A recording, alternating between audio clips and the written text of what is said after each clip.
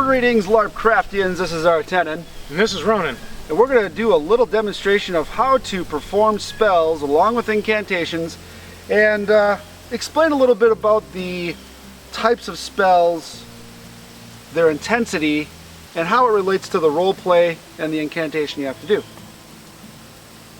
Specifically the length of incantation you need to do. A lot of players have questions about how to do the incantation and how long should it take. Well, that actually depends upon what level the spell is. Right.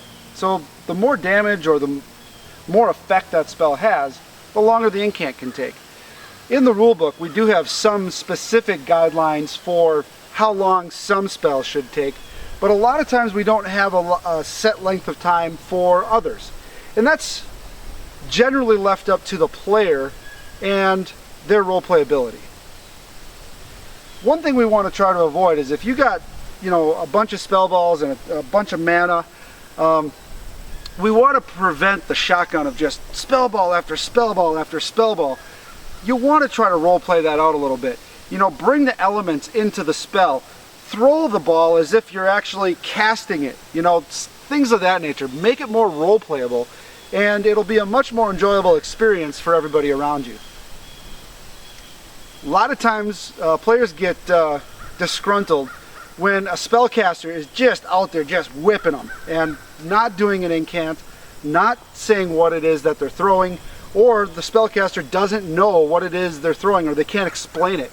If you can't explain a skill or ability that you just gained, don't use that ability till you can explain it, because if you can't explain it, the spell is not going to take effect, or they're going to call an elder over to dispute it.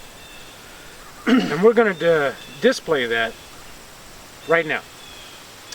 First off, we want to make sure you have the right amount of mana. Mana has to be on the right side. Typically it's on your belt.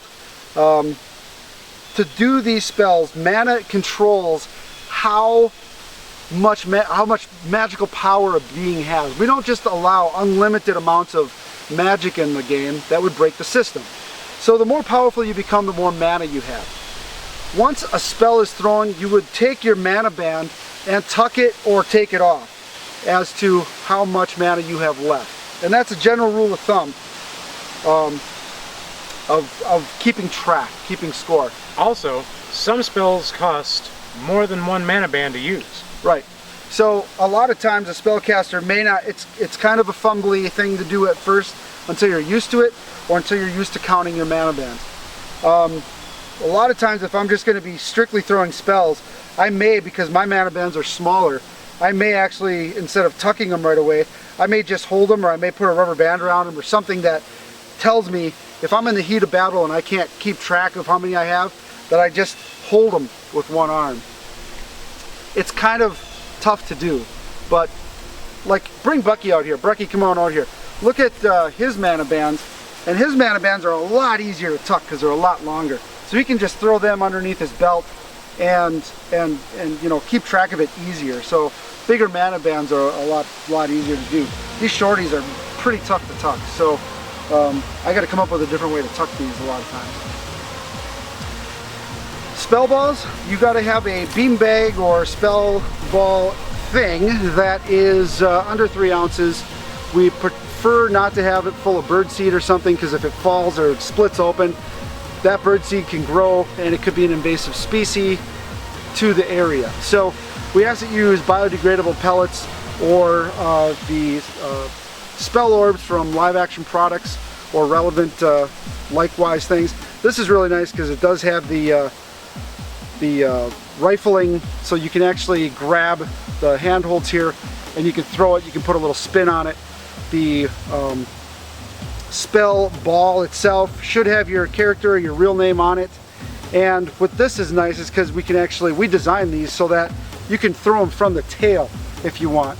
So the further away the weighted item is from, it's like a lever or a pivot point, the more inertia you're going to get on that and the further you can throw it. But on the downside, throwing it from the tail makes it less accurate. So you got to really know how to do that in order to do it. But tails are great because then you can tuck them in your belt, you can put them in your pouches. There's just a ton of different ways to do it. One quick thing about spell balls. If you throw them at somebody that has a melee weapon or a shield or something, try to avoid the home run scenario, because they're going to have to look for it, and I'm going to have to look for it. Now, also, if a spell ball is thrown at you and it hits your weapon, it goes right through your weapon and hits you. Weapons cannot deflect spell balls in any way. This is also to prevent the home run scenario. But if he has a shield and it's blockable, the shield can block a spell ball, and it's a very effective tool against magic with the unblockable or the blockable spells, which are most of your low-level spells are definitely blockable. And some of your high-level skills that have unique abilities that may not do damage but do some kind of effect, they a lot of times are also blockable. So the next question is, how do you perform an incantation? If I'm going to throw the largest arcane spell, which would be Justice, that's an unblockable mortal wound. If I'm going to do that, that's going to take an incredible amount of power, and you know, it's going to literally drain my body, my essence, my character's magical skill to do that. So if I'm going to charge this with Justice, it's going to take me a few seconds. It's going to take me some time to conjure up the arcane energy to make that happen. And what I want to do is I want to role play that out, and you know, my character brings it from the sky. So I'm gonna say my incant as something of the lines of, you know, give me the power to perform this, you know, arcane ability, blah blah blah. I'm usually gonna put a scenario in with whatever game I'm in or how I'm playing that scenario out. I'll use different words depending on what I feel like using for that time. If you're not knowing what words you want to do, perform it, but you don't have to say it. You know, you can just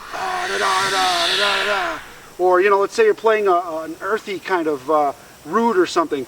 You're going to bring the elements up from the ground and release it into the target. So what's important about it is that you role play it, because a magic user is using the thing you have to pretend with the most. Magic is the most pretending you do in this system. So you got to try to really play it off as something that, you know, they're going to believe you by how you act it out.